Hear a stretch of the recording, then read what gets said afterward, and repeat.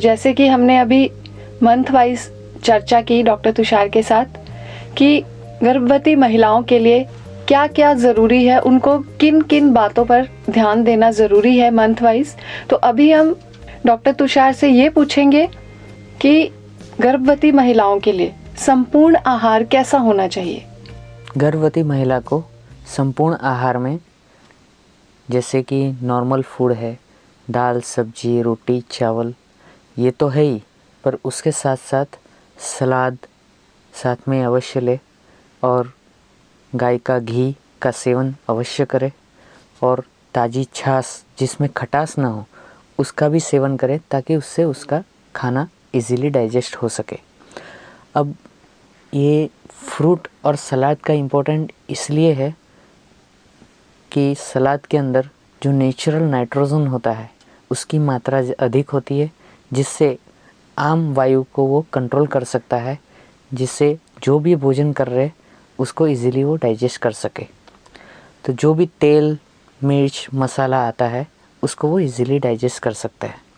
और फ्रूट का सेवन सुबह खाली पेट अवश्य करना है, जिससे उसके अंदर आवश्यक मिनरल्स और विटामिन्स की पूर्ति हो जाए। प्लस भोजन के साथ साथ गर्भवती महिला को कुछ विशेष एलिमेंट्स की ज़रूरत होती है, जैसे कि कैल्शियम, आयरन, प्रोटीन और फॉलिक एसिड। अब कैल्शियम क्यों इम्पोर्टेंट है कि गर्भस्थ शिशु के हड्डियों के डेवलपमेंट के लिए और होल बॉडी डेवलपमेंट के लिए कैल्शियम का एक बहुत बड़ा रोल है।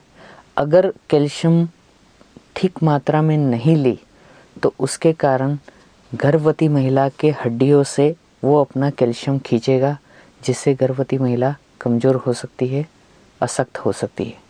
इसलिए उसको प्रचुर मात्रा में कैल्शियम लेना ज़रूरी है, लेकिन वो कैल्शियम नेचुरल फूड से मिला हो तो वो ज़्यादा बेहतर है। नेचुरल फूड जैसे कि गाय का दूध, उससे बनी हुई चीज़ें, प्लस खजूर, ड्राई फ्रूट्स, हरी सब्जियां, फल आदि से प्रॉपर मात्रा में कैल्शियम मिल जाता है। दूसरा है आयरन। आयरन का इम्पोर्टेंस इसलिए है कि उससे ब्लड की मात्रा प्रॉपर मात्रा में बनी रहे। खास करके 5th मंथ और 7th मंथ में आयरन की ज़रूरत ज़्यादा होती है, इसलिए इस महीनों में आयरन युक्त भोजन का सेवन ज़्यादा करें। आयरन ज़्यादातर मिलता है नेचुरल फूड जैसे कि देसी गुड़, खजूर, मूंग की दाल और हरी सब्जियां जैसे कि पालक। तो इसका सेवन ज़्यादा से ज़्यादा मात्रा में करें ताकि खून की कमी नहीं आने पाए। उसके बाद प्रोटीन की ज़रूरत होती है। प्रोटीन इसलिए ज़रूरी होता है कि जब गर्भस्थ शिशु का डीएनए लेवल तक का सूक्ष्म लेवल का जो डेवलपमेंट होता है उसमें एमाइनो एसिड की ज़रूरत होती है। वो एमाइनो एसिड्स प्रोटीन के द्वारा ही मिलती है। तो ऐसा प्रोटीन युक्त फूड उनको 70 ग्राम डेली खाना चाहिए। ये मेडिकल साइंस के आधार पे ज़रूरी है। उसके बाद फॉलिक एसिड जिसको विटामिन B9 बोलते हैं, उसको भी अधिक मात्रा में सेवन करना चाहिए। विटामिन B9 का ज़्यादातर उपयोग होता है स्टार्टिंग फ्रॉम 1st मंथ से लेकर 9 महीने तक। प्रोटीन्स के लिए दूध और दूध से बनी हुई चीज़ों का सेवन करें, साथ में सभी प्रकार की दालों का सेवन कर सकते हैं और हरी सब्जियों का सेवन करें जिसमें ज़्यादा से ज़्यादा मात्रा में प्रोटीन्स मिलेगा। फॉलिक एसिड जिसको विटामिन B9 बोलते हैं और जिसका उपयोग होता है नॉर्मल ग्रोथ के लिए, जिसका उपयोग स्टार्टिंग फ्रॉम 1st मंथ से लेके 9 मंथ तक अवश्य करना चाहिए।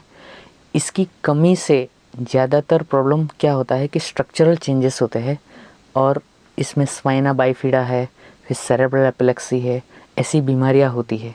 तो ये बीमारियां नहीं आए इसलिए गर्भवती महिला को ये ज़्यादातर ध्यान रखना चाहिए कि फॉलिक एसिड जिसमें ज़्यादा पाया जाता है ऐसी चीज़ों का सेवन करें, जैसे कि मौसम्बी है, संतरा है, नींबू है और फली वाली सब्जियां हैं और ख़ास करके कड़ी पत्ता है जिसमें सबसे ज़्यादा फॉलिक एसिड पाया जाता है, उसका सेवन अवश्य करें।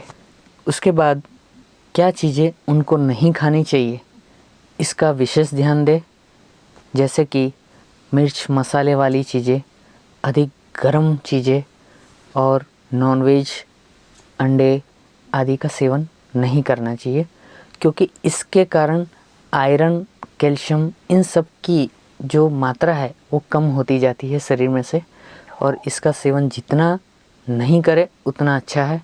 खास करके आजकल जो फास्ट फूड वगैरह यूज़ करते हैं उससे बॉडी में एसिडिक लेवल बढ़ता जाएगा, और जितना एसिडिक लेवल बढ़ता जाएगा उतना ही इन तत्वों में कमी आती जाएगी, और वो कमी गर्भस्थ शिशु के ऊपर उसका इफ़ेक्ट करेगा। इसलिए जितना अल्कलाइन फूड होगा उतना अच्छा है। अल्कलाइन फूड में नेचुरल आंवला आएगा, आंवले का बना हुआ मुरब्बा का सेवन कर सकते हैं, साथ में नींबू है और तुलसी के पत्ते हैं, उसका सेवन कर सकते हैं। गर्भवती महिला को सबसे ज़्यादा पानी का ध्यान रखना है कि उसको 70% पानी पीना है, और इस पानी के लिए उनको ये ध्यान रखना है कि सुबह खाली पेट कम से कम 100 से 150 ml पानी डेली पीना है। फिर जब भी भोजन करे उसके बीच बीच में उनको पानी का सेवन करना है, और भोजन के पहले और भोजन के बाद केवल पानी आधा घंटा तक छोड़ दे। बाकी पानी की मात्रा जितनी अधिक ले सकते हैं उतना ज़्यादा बेहतर है। 3 से 4 लीटर पानी एक दिन में अवश्य पीना चाहिए। पानी से ही ब्लड सर्कुलेशन अच्छा होगा और उनके शरीर में द्रव्यता बनी रहेगी, तरलता बनी रहेगी, जो कि गर्भस्थ शिशु के लिए बहुत आवश्यक है। डॉक्टर साहब, अभी जैसे आपने आंवले का बताया जी, तो आंवला खाने से गर्भवती बहनों को क्या फ़ायदा होता है और ये किस तरह से वो उपयोग कर सकती हैं? जी, आंवले के अंदर एक पाचक रस होता है जिसके द्वारा गर्भवती महिलाओं का डाइजेशन अच्छा रहता है, पाचन क्रिया अच्छी रहती है, तो उनके शरीर में वायु आदि की प्रॉब्लम नहीं रहती। प्लस आंवला खाने से गर्भस्थ शिशु के बालों का विकास होने में बहुत मदद मिलती है। आंवले में प्रचुर मात्रा में कैल्शियम और आयरन पाया जाता है, जिससे वो गर्भस्थ शिशु के पूरे डेवलपमेंट में मदद रूप होता है। गर्भवती महिला आंवले का सेवन आंवले के मुरब्बे के रूप में कर सकती है। आंवले के मुरब्बे को 1-1 चम्मच सुबह शाम लेने से उनको विशेष लाभ होगा। आंवले का सेवन करने से गर्भवती महिला का पाचन तंत्र अच्छा रहता है और गर्भस्थ शिशु को कैल्शियम और आयरन भरपूर मात्रा में मिल जाता है। गर्भवती महिला को कच्चा आंवला नहीं खाना चाहिए, उसकी अपेक्षा मुरब्बा या आदि कुछ बना के उसका सेवन करना चाहिए, तो उससे विशेष लाभ होगा। डॉक्टर तुषार, बच्चे को जन्म के बाद ही पीलिया हो जाता है, तो इसका क्या कारण है? जी, आपने बहुत सही क्वेश्चन पूछा। जन्म के बाद कई बच्चों को पीलिया की कंडीशन आती है। ये एक बीमारी है। ये इसका मेन कारण है कि जो गर्भवती महिला है उसका प्रॉपर मात्रा में हीमोग्लोबिन की मात्रा नहीं होती, वही कारण बनता है बच्चे के अंदर पीलिया आने का। तो इसमें एक विशेष औषधि हमारे पास है जिसको बोलते हैं सुवर्णप्राश। इस सुवर्णप्राश का सेवन गर्भवती महिलाएं पूरे 9 महीने कर सकती है। खास करके तीसरे महीने से लेकर 9वें महीने तक तो अवश्य करें, कि जिसके सेवन से कभी भी जन्म के बाद गर्भस्थ शिशु को ये पीलिया की बीमारी नहीं आएगी। साथ ही होम्यो पावर केयर जो होम्योपैथिक मेडिसिन है, इसका सेवन अवश्य करें, जिससे कैल्शियम और विटामिन B12 की मात्रा भरपूर मिलेगी। ये दोनों औषधियाँ सुवर्णप्राश और होम्यो पावर केयर आपको संत श्री आसाराम जी आश्रम के स्टॉल पर से उपलब्ध हो जाएगी, और आप इसका सेवन करके आप अपना और बच्चे का स्वास्थ्य सुदृढ़ करें और इसके सेवन से आने वाली संतान को स्वस्थ, सुंदर और निरोगी रखें। पीलिया होने का एक कारण ये भी है कि गर्भवती महिलाएं 9 महीने के दौरान जो फैशन के लिए लिपस्टिक आदि का यूज़ करती है, उस केमिकल के कारण भी ये प्रॉब्लम होती है, क्योंकि वो चीज़ें नॉनवेज मटेरियल से बनती है, और इसका जो साइड इफ़ेक्ट है वो एक रूप से देखा जाए तो ये पीलिया के रूप में जन्मे हुए बालक में पाया जाता है। गर्भावस्था के दौरान अम्ल तत्व की बढ़ोतरी होती है जिससे जलन होती है।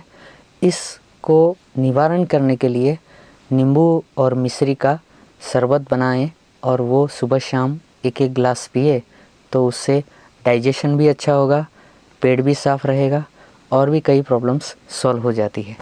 उसके अलावा नींबू में विटामिन सी की और ए की मात्रा पाई जाती है जिससे बच्चे के हेल्थ में काफ़ी अच्छा फ़ायदा कर सकता है।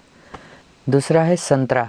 संतरा का सेवन 2 संतरा डेली सुबह उसका उपयोग करें, उसका रस निकाल के पिए तो उससे आने वाली संतान सुंदर और सुदृढ़ होती है। डॉक्टर तुषार, गर्भवती बहनों के लिए नारियल या नारियल का पानी कैसे फ़ायदेमंद हो सकता है? जी, नारियल में ज़्यादातर विटामिन सी पाया जाता है, इसलिए नारियल का पानी सूखा हो या हरा नारियल हो उसका पानी रेगुलर पिए तो उससे डाइजेशन अच्छा रहेगा। दूसरा, नारियल और मिश्री को मिलाकर 25-25 ग्राम सुबह शाम खाए तो उससे प्रसव के समय जो पीड़ा होती है उसमें आराम मिलता है।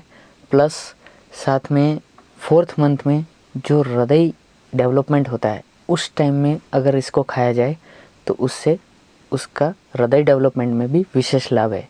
इसलिए गर्भवती महिला को पूरे 9 महीने तक ये नारियल का उपयोग कर सकते हैं। संपूर्ण आहार में गर्भवती महिला को टमाटर का भी सेवन करना चाहिए जिसमें सबसे ज़्यादा लौह तत्व की प्राप्ति होती है। अब गर्भावस्था के दौरान सबसे ज़्यादा कमी होती है तो लौह तत्व की। इसके लिए एक एक गिलास सुबह शाम टमाटर का रस निकाल के पिए तो उससे लौह तत्व की पूर्ति हो जाती है। टमाटर से पाचन शक्ति भी अच्छी होती है, एसिड की मात्रा कंट्रोल में आती है और काफ़ी बीमारियां जैसे डकार आना, एसिडिटी होना, ये सब चीज़ें कंट्रोल हो जाती है। गर्भवती महिला को संपूर्ण आहार में शहद भी लेना चाहिए। शहद इसलिए लेना चाहिए क्योंकि महिलाओं को गर्भावस्था के दौरान रक्त की कमी आ जाती है, इसलिए गर्भवती महिला को 2-2 चम्मच सुबह शाम शहद लेना चाहिए और शहद लेने से उसकी आने वाली संतान रुष्ट पुष्ट, तेजस्वी और तेज मानसिकता वाली हो, उसके लिए भी ये बहुत आवश्यक है। दूसरा, शहद का उपयोग घी के साथ भी किया जाता है लेकिन उसको विषम मात्रा में लेना होता है, या तो शहद ज़्यादा या तो घी ज़्यादा। इस ढंग से लेने से उसमें विशेष लाभ होगा। उसको आप दूध के साथ भी ले सकते हैं।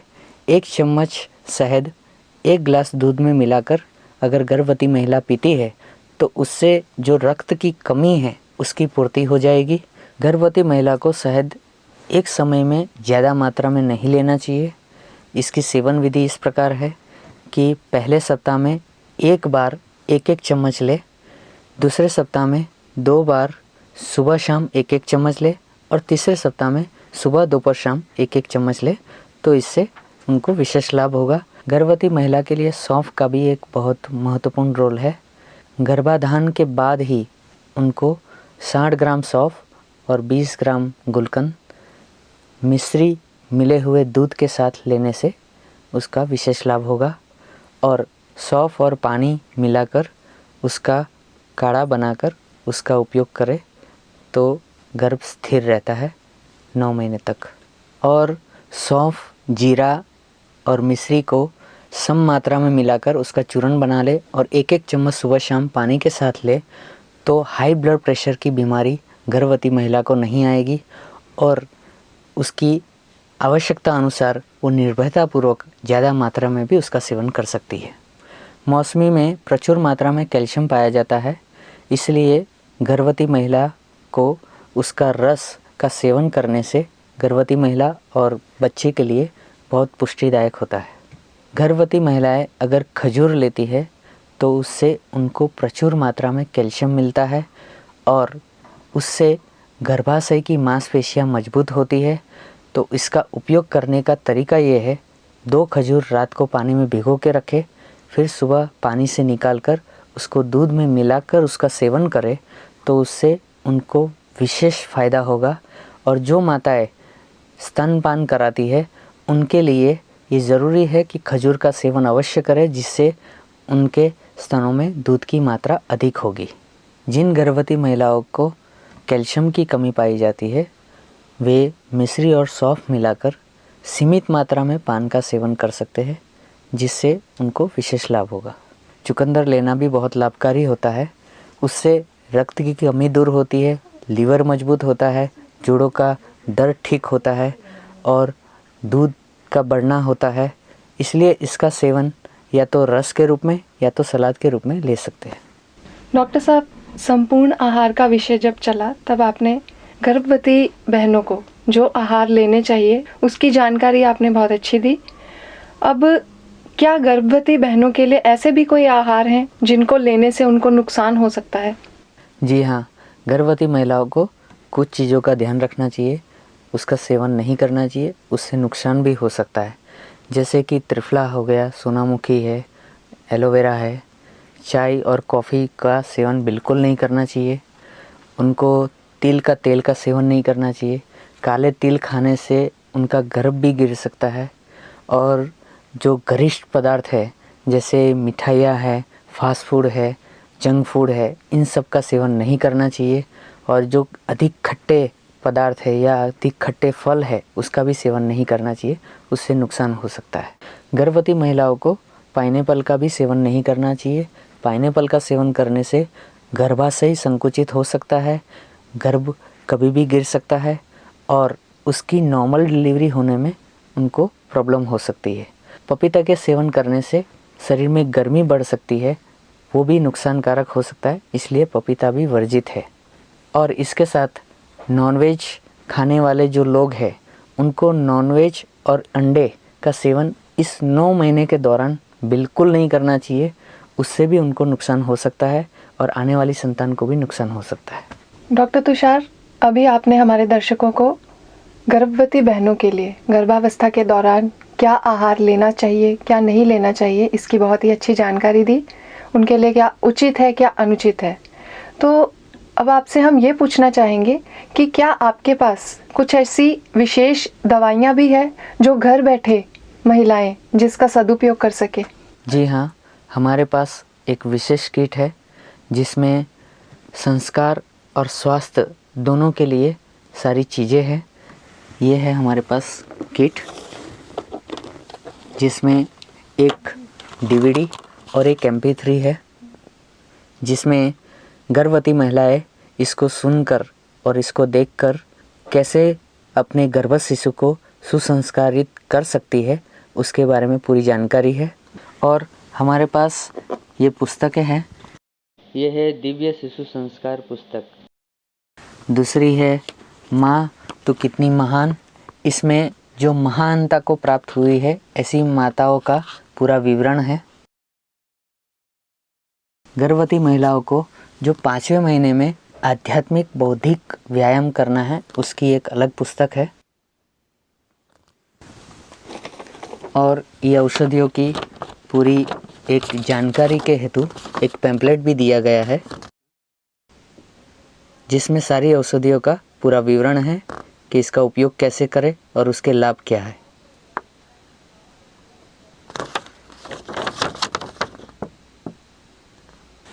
और ये हमारे पास एक सुवर्णप्राश है जो कि सोने के भस्म से बनी हुई है और इसका सेवन करने से बच्चा स्वस्थ, बलवान और तंदुरुस्त रहता है।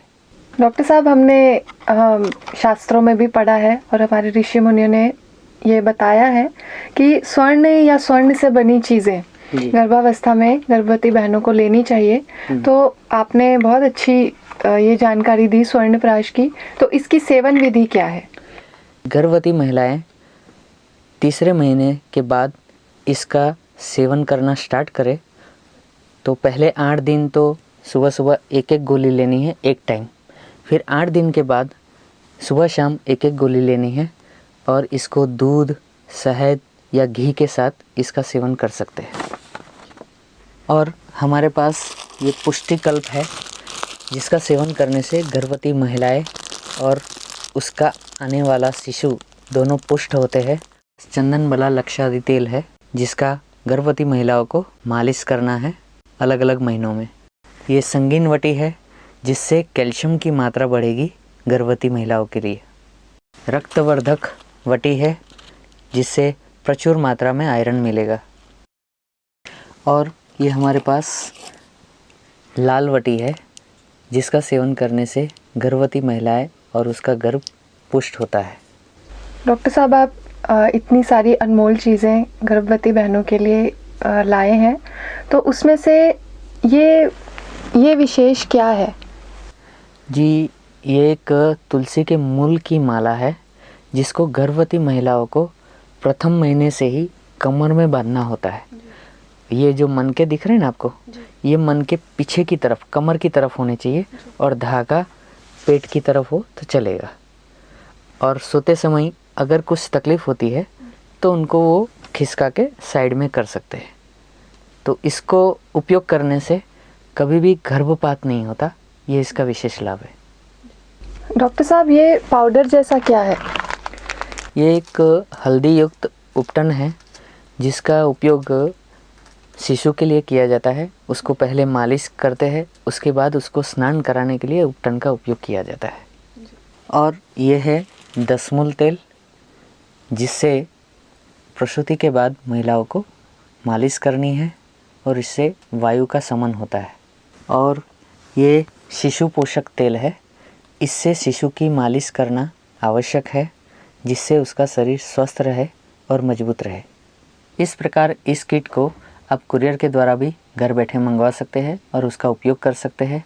इसके लिए आप संपर्क कीजिए महिला उत्थान मंडल, संत श्री आसाराम जी आश्रम, अहमदाबाद।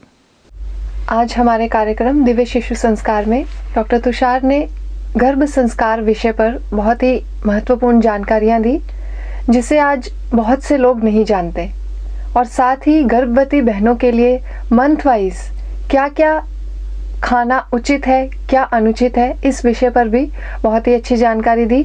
और इसके साथ ही एक विशेष किट के बारे में जानकारी दी जिसका कि घर बैठे ही महिलाएं लाभ ले सकती हैं। डॉक्टर तुषार जी, आपका बहुत बहुत धन्यवाद जी। आज आपने हमारे कार्यक्रम दिव्य शिशु संस्कार में हमें गर्भ संस्कार विषय की जानकारी दी। प्राचीन काल में ऋषि मुनियों द्वारा की गई जो दिव्य खोजों को हम भूलते जा रहे थे, उसकी आपने हमें और हमारे दर्शकों को बहुत ही महत्वपूर्ण जानकारियाँ दी। इसके लिए आपका फिर से बहुत बहुत धन्यवाद जी। यदि आपके घर में कोई गर्भवती महिला है या आप स्वयं गर्भवती हैं तो इस वीडियो को ज़रूर देखें, औरों तक भी इस जानकारी को पहुंचाएं और ऋषि मुनियों द्वारा की गई इन दिव्य खोजों को अपनाकर अपना जीवन ओजस्वी तेजस्वी बनाएं।